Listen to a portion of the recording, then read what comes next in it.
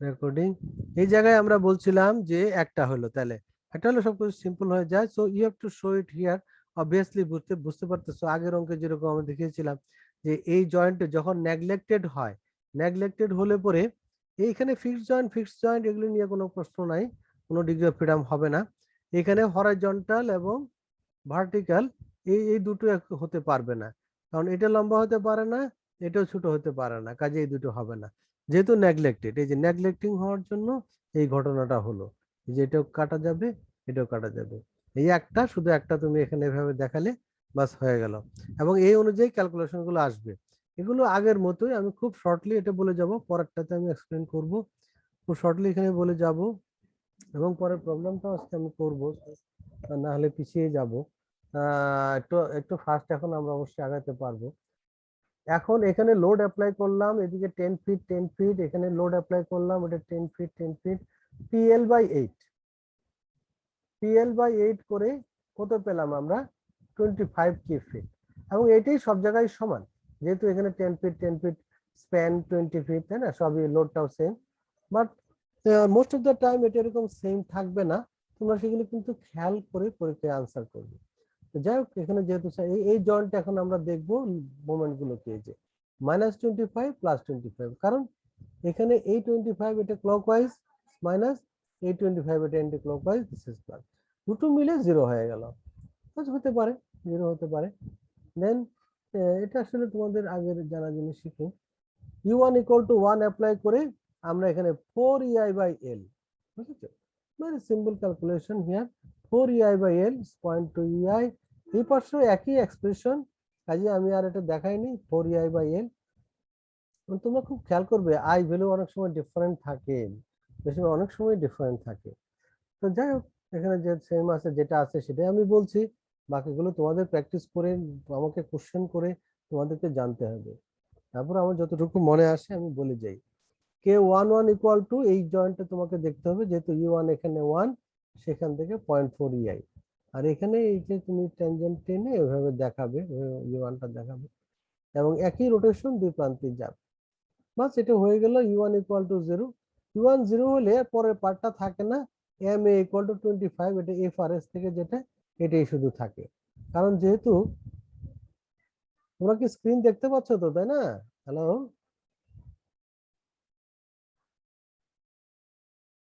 হ্যাঁ, স্ক্রিন দেখতে পাচ্ছ? জি স্যার। ওকে। FRS থেকে আসছে প্লাস অংশ, যেটা এখানে U1 0 হওয়ার জন্য ওই মাল্টিপ্লাই করলে ওটা 0 হয়ে যায়। তুমি লিখে দেখিয়ে দিতে পারো। যাক, MA = 25, ওই যেটা আছে এটাই আসলে আসলো। এখন দেখবো আমরা আসলে যেটা চেঞ্জ, যেটা তোমাদের এই পরের পার্টে যেটা বলা হলো যে কনসিডারিং অ্যাক্সিয়াল ডিফরমেশন।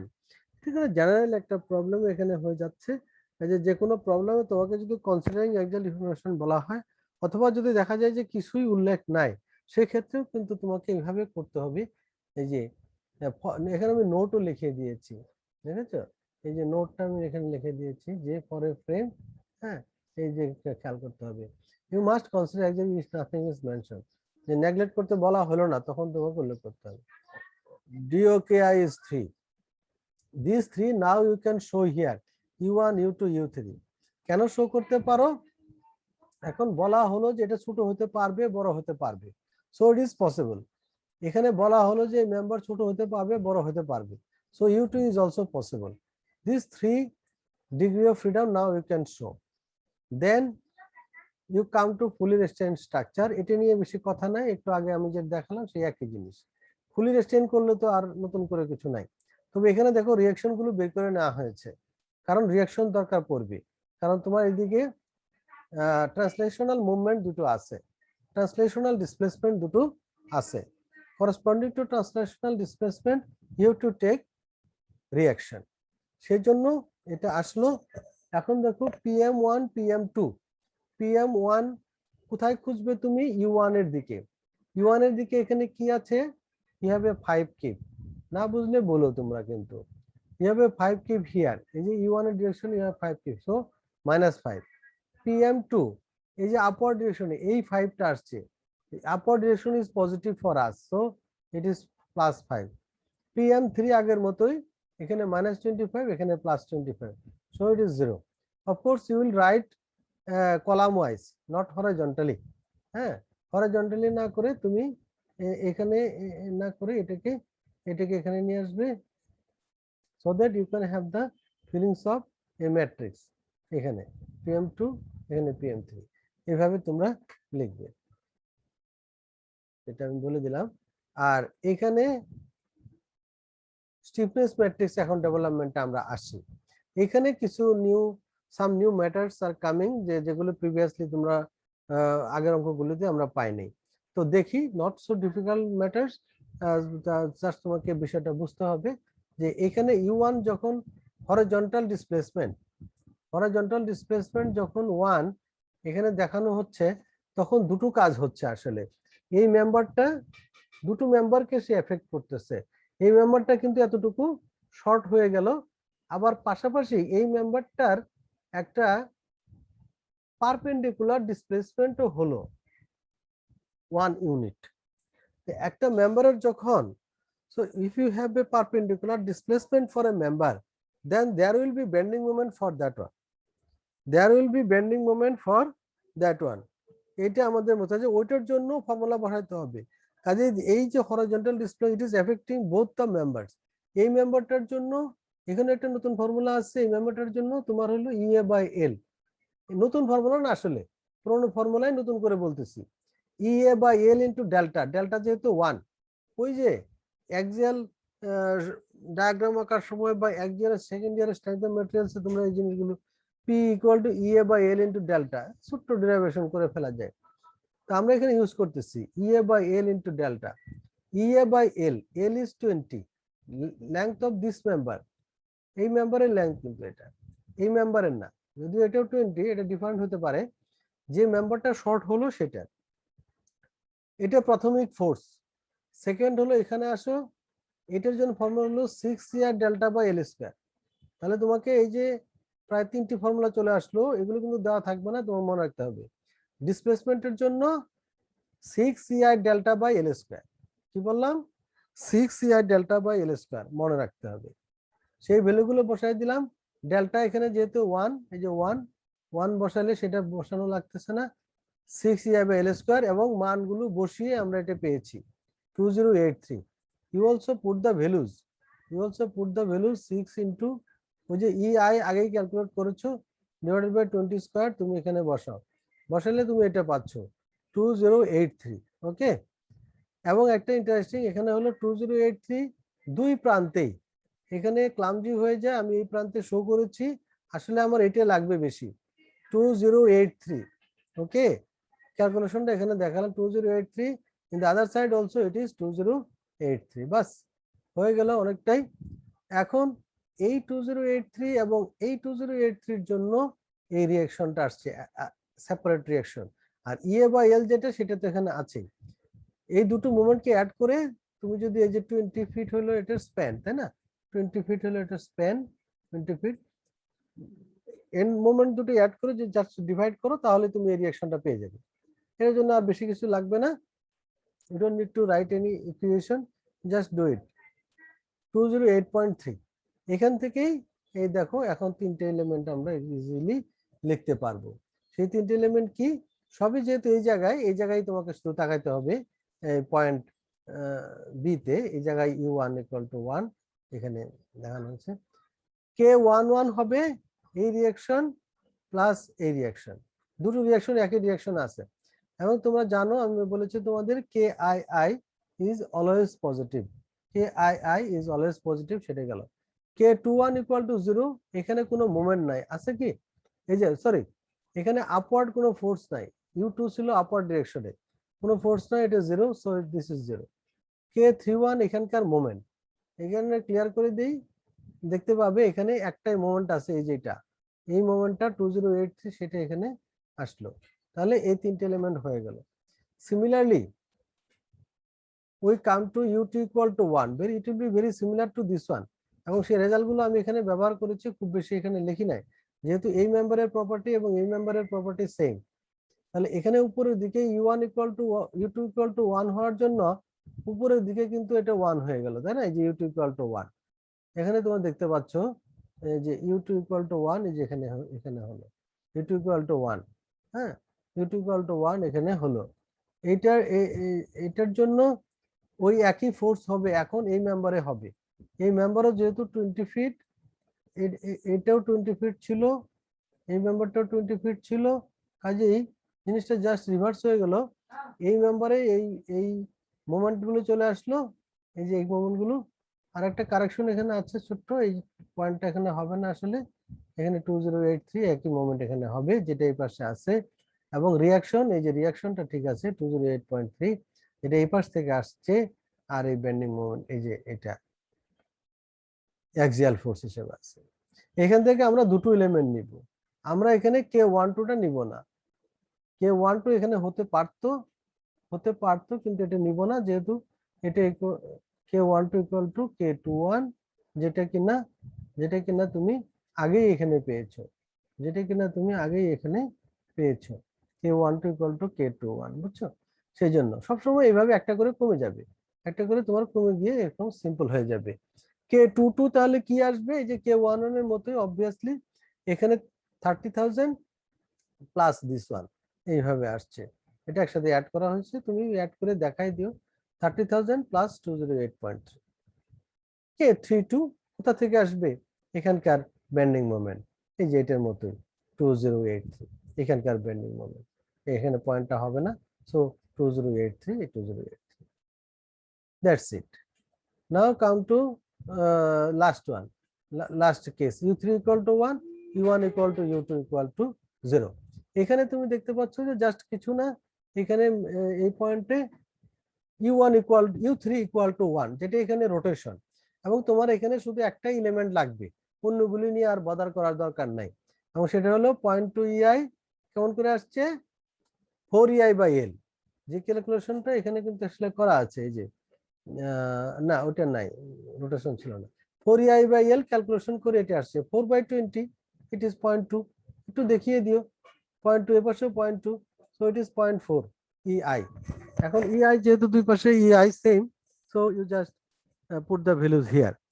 আলাদা হলে এখানেই ভ্যালুটা বের করে ফেলো, আলাদা যদি হতো তাহলে এই ভ্যালুটা এরটা এখানেই করে ফেলো, এরটা এখানেই করে ফেলে তারপরে এখানে যোগ করো। যেহেতু same to same ei constant, সেই জন্য আমি এইভাবে লিখেছি। তো যাই হোক, তারপরে 3/3 ম্যাট্রিক্স এখানে লিখলা, u1 u2 এখানে। এখন ইকুইলিব্রিয়াম ইকুয়েশনে অনেকবারই এগুলি বলছি আমরা, বসিয়ে দিয়ে you just solve by your calculator, you will get u1 u2 u3। Obviously এটা সিমেট্রিক হওয়ার জন্য, u3 দুই পাশে ভ্যালুগুলো সব সেম হওয়ার জন্য u3 ইকুয়াল টু 0 চলে আসছে। তো যাই হোক, তারপরে তুমি যখন ma বের করতেছো, তুমি এখানে ম্যাট্রিক্স ফর্মে করতে পারো। হ্যাঁ, ম্যাট্রিক্স এটা 1 ডাইমেনশনাল, তো এই জন্য আর অত কিছু করি নাই। তো ম্যাট্রিক্সে করলে আরো ভালো হবে। 2083 লিখবা, তারপরে এখানে 0 লিখবা।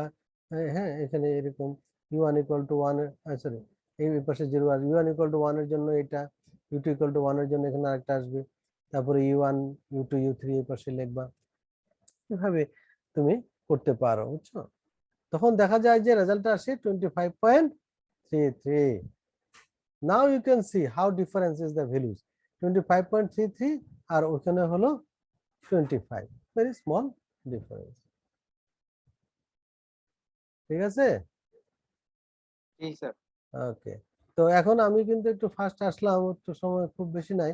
3.1.8-এ এটা খুব বেশি, আমি অল্প কিছু দূর বলে তোমাদেরকে আমি বলবো যে একটু করে নেওয়ার জন্য, যাতে আমি 3.1.9 আগামী ক্লাসে করে ক্লাসে চলে যেতে পারি।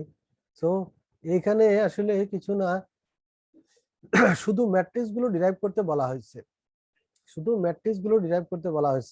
Stiffness matrix K, member force matrix PM, and joint node matrix PJ, এগুলো লেটার্স দিয়ে দেওয়া আছে, কাজে ক্যালকুলেশন ওইভাবে ডিটেলসে চাওয়া হয় নাই, লেটার্স দিয়েই থাকবে।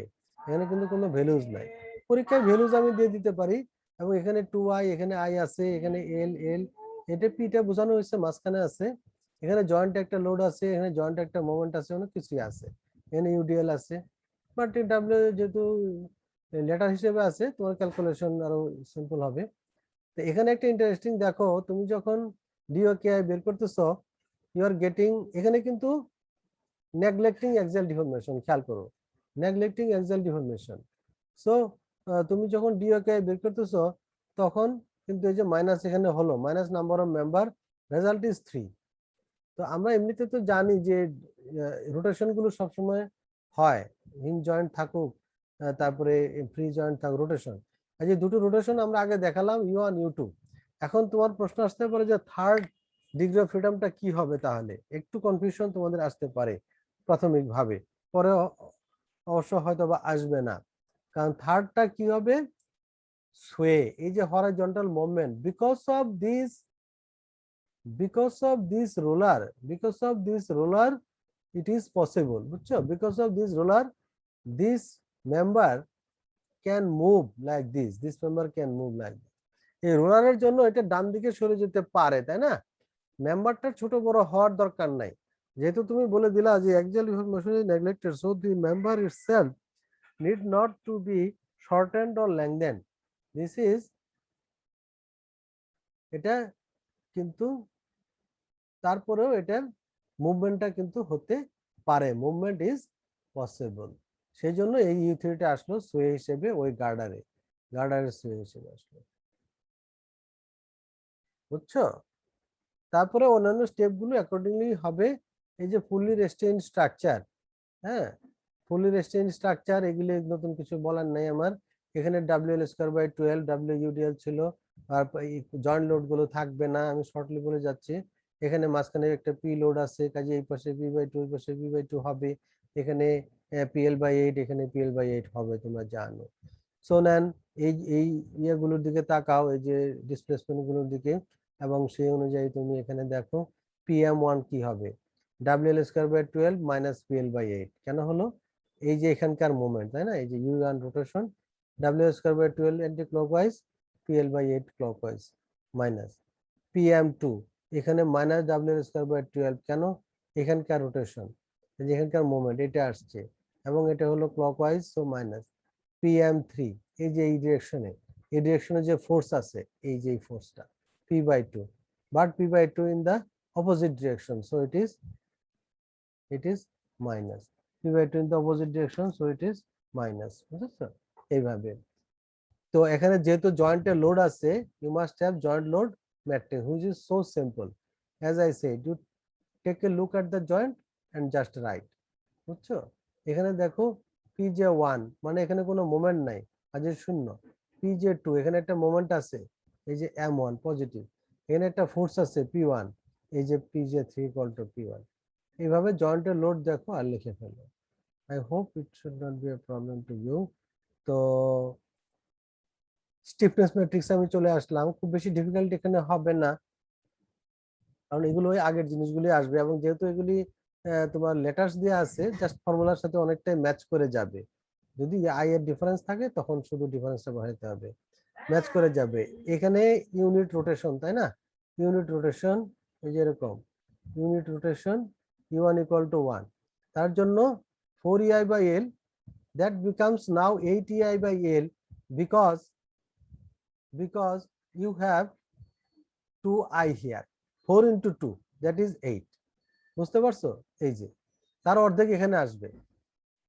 আবার এই পাশে কিন্তু ঠিকই 4EI/L, কারণ এখানে I এর চেঞ্জ নাই, 4EI/L, তার অর্ধেক এখানে 2EI/L। আর যেহেতু এখানে হরাইজন্টাল একটা ফোর্স আছে U3, হরাইজন্টাল একটা ডিসপ্লেসমেন্ট আছে as an degree of freedom, so you need this reaction, রিঅ্যাকশনটা আর কিছুই না, 4 + 2 6, তাকে তুমি L দিয়ে ডিভাইড করলা, 6EI/L², হ্যাঁ, 4 + 2 6, তাকে ডিভাইড করলা 6EI/L², বাস তুমি পেয়ে গেলা। এখন তুমি এই তিনটে এলিমেন্ট, ঠিক আছে না?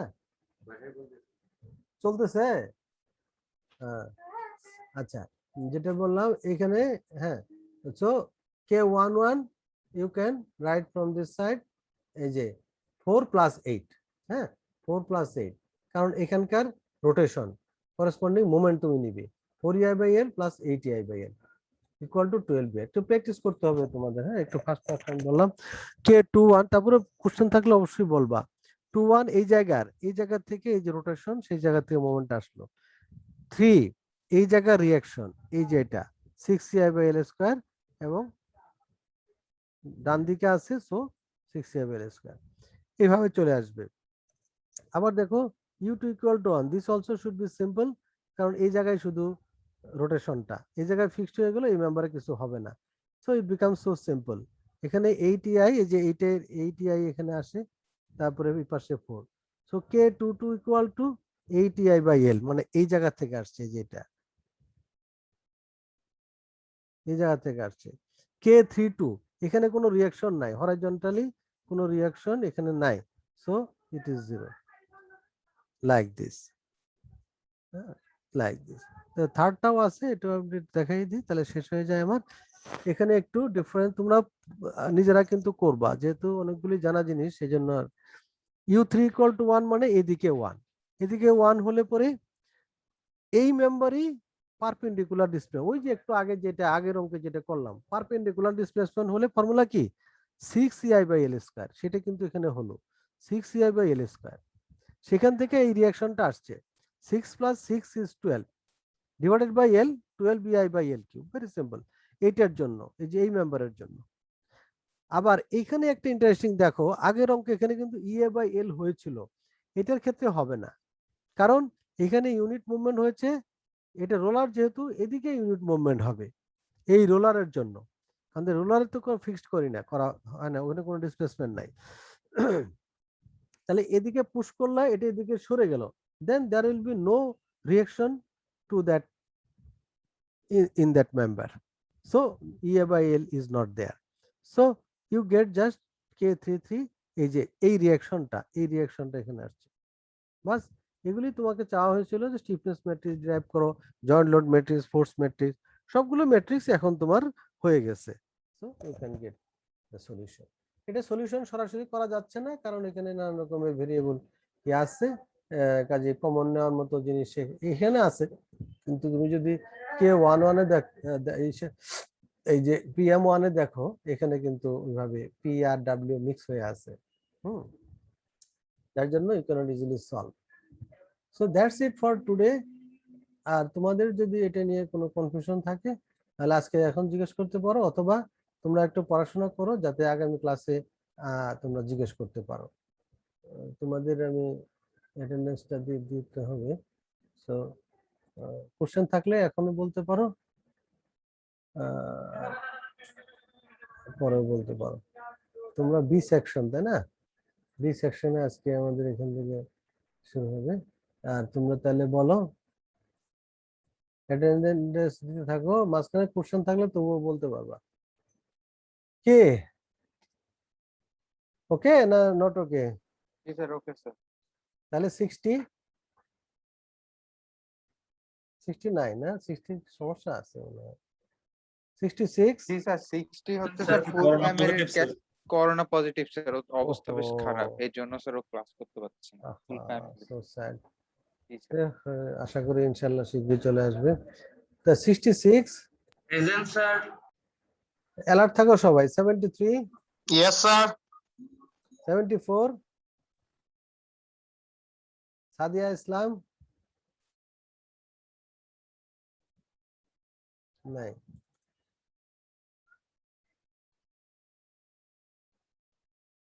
তারপরে 75, Yes, sir. Sir, 75. ইয়া 80, আগে থেকে অ্যালার্ট থাকো না কেন? 89, 81, Yes, sir. 81. 82, Yes, sir. 82. ইয়া ইয়া, আচ্ছা এটা আমরা এটা বন্ধ রাখি।